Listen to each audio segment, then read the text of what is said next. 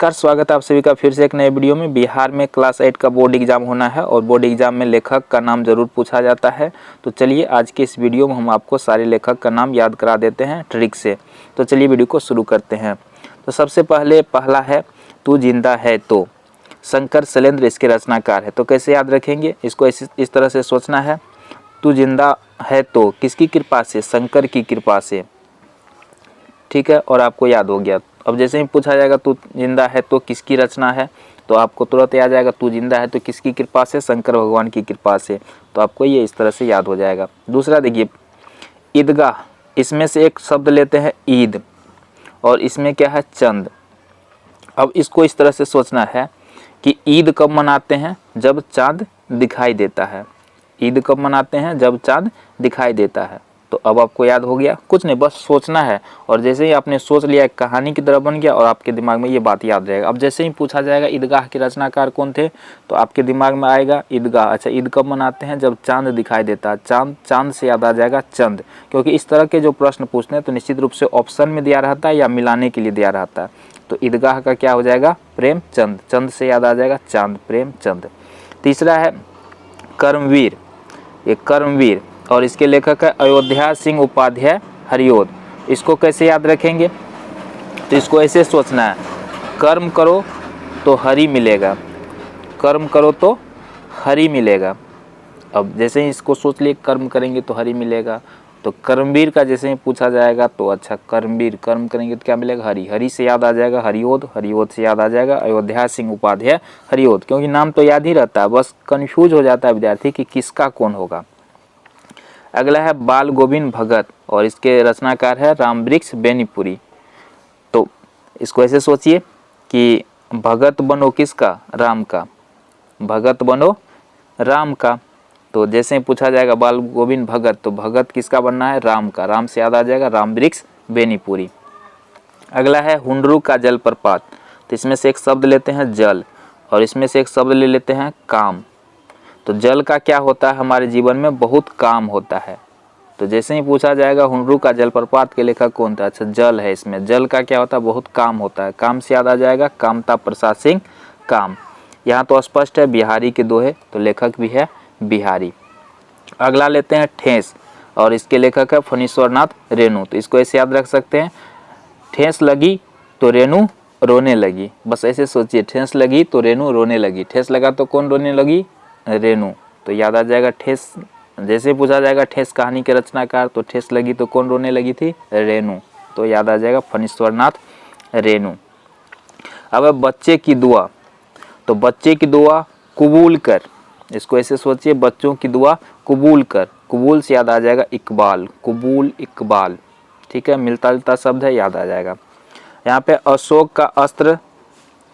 अशोक का शस्त्र त्याग और वंशीधर श्रीवास्तव इसके लेखक है। तो इसको ऐसे सोचिए, कन्हैया कहाँ बंसी बजाते थे, तो कदम के पेड़ पर।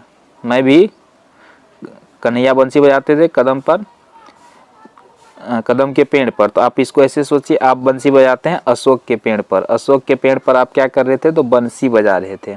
अशोक के पेड़ पर क्या कर रहे थे, बंसी बजा रहे थे। ऐसे सोचिए, अशोक के पेड़ पर आप क्या कर रहे हैं, बंसी बजा रहे हैं।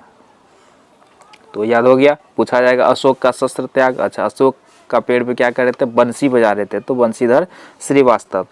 अब ईर्ष्या और रामधारी सिंह दिनकर, इसको कैसे दोनों को याद रखेंगे, तो ईर्ष्या से याद आता है ईर्ष्या, तो इससे याद आता है इच्छा और इच्छाधारी नागिन।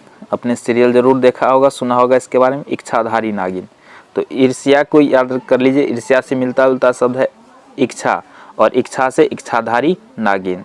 तो ईर्ष्या से मिलता जुलता सा इच्छा और इच्छा से याद आ जाएगा इच्छाधारी और यहाँ पे है रामधारी। तो जैसे ही याद आएगा इच्छाधारी, तो ईर्ष्या का याद आ जाएगा आपको लेखक रामधारी सिंह दिनकर। अब कबीर के पद, तो यहाँ तो स्पष्ट है कबीरदास। विक्रमशिला का तो पाठ्य पुस्तक विकास समिति है, ये तो पूछेगा नहीं परीक्षा में। दीदी की डायरी ये संकलित है। डायरी वैसे भी कैसे करते हैं, डायरी को संकलित करके रखते हैं, मतलब कई सारा उसमें चैप्टर रहता है, उसको संकलित किया जाता है, तो डायरी हो गया। ये तो लेखक का नाम है नहीं, तो पूछेगा नहीं। पीपल पीपल का सबसे बड़ा पेड़ कहाँ है? नेपाल में है। इसको इस तरह सोचिए, पीपल का सबसे बड़ा पेड़ कहाँ है? नेपाल में। तो पूछेगा पीपल के रचनाकार, तो पीपल का सबसे बड़ा पेड़ कहाँ है? नेपाल में। तो याद आ जाएगा नेपाली, नेपाली से याद आ जाएगा गोपाल सिंह नेपाली। अब दीनबंधु निराला, जो दीन है, दीन मतलब होता है गरीब, दीन मतलब होता है गरीब, तो जो गरीब है उसको क्या करना चाहिए? उसको शिव का पूजन करना चाहिए। जो गरीब है उसको शिव का पूजन करना चाहिए। तो पूछा जाएगा दीनबंधु निराला, तो उसका लेखक, तो दीन, दीन मतलब गरीब, गरीब का क्या करना, गरीब को क्या करना चाहिए? शिव का पूजन करना चाहिए। तो याद आ जाएगा शिव पूजन सह। और यहाँ खेमा, तो ये संकलित है, इसमें तो पूछेगा नहीं। खुशबू रचते हाथ, यहाँ पे देखिए खुशबू, खुशबू किससे आती है? फूल से। फूल कौन है? कमल। ऐसे सोचिए कि खुशबू आती है कमल के फूल से। तो याद हो गया। हौसले की उड़ान, ये तो पाठ्य पुस्तक विकास समिति है, पूछेगा नहीं। यहाँ भी ये पाठ्य पुस्तक विकास समिति है, कर्पूरी ठाकुर का। अब बच गया झांसी की रानी, तो इसको कैसे याद रखेंगे? सुभद्रा कुमारी चौहान को। तो यहाँ पे याद कर लीजिए रानी कुमारी, नाम बोलते हैं ना, तो इसको याद कर लीजिए सीधा रानी कुमारी। तो पूछा जाएगा कि झांसी की रानी के लेखक कौन? तो रानी कुमारी याद रखे हैं, तो कुमारी जिसमें होगा सुभद्रा कुमारी चौहान। चक्कर, चक्कर लगा रहे हैं बनारस का। कहाँ का चक्कर लगा रहे हैं? बनारस का। ऐसे सोचिए कि हम कई साल से बनारस का चक्कर लगा रहे हैं। तो याद आ जाएगा चिकित्सा का चक्कर, चक्कर का हो जाएगा बनारस, बनारस से याद आ जाएगा बनारसी, बेढप बनारसी। सुदामा चरित्र, नरोत्तम दास। तो जैसे कबीर दास, तुलसीदास, रविदास, रैदास, ये सब होता है, तो ऐसे याद कर लीजिए सुदामा दास। आपको सोचना है क्या? सुदामा दास। तो जैसे ही पूछेगा सुदामा चरित्र का लेखक, तो याद आ जाएगा सुदामा दास, तो याद आ जाएगा नरोत्तम दास, या ऑप्शन में दिया रहेगा, वहाँ से आप मार सकते हैं। अब है अंतिम, राह भटके हिरण के बच्चे को। तो यहाँ पे देखिए, यहाँ पे क्या है? हिरण। हिरण का फीमेल क्या होता है? हिरनी। तो इसको सोच लीजिए हिरण हिरनी, हिरण हिरनी। तो हिरण हिरनी, नी से याद आ जाएगा डॉक्टर नी, तो नी वाला ये होगा।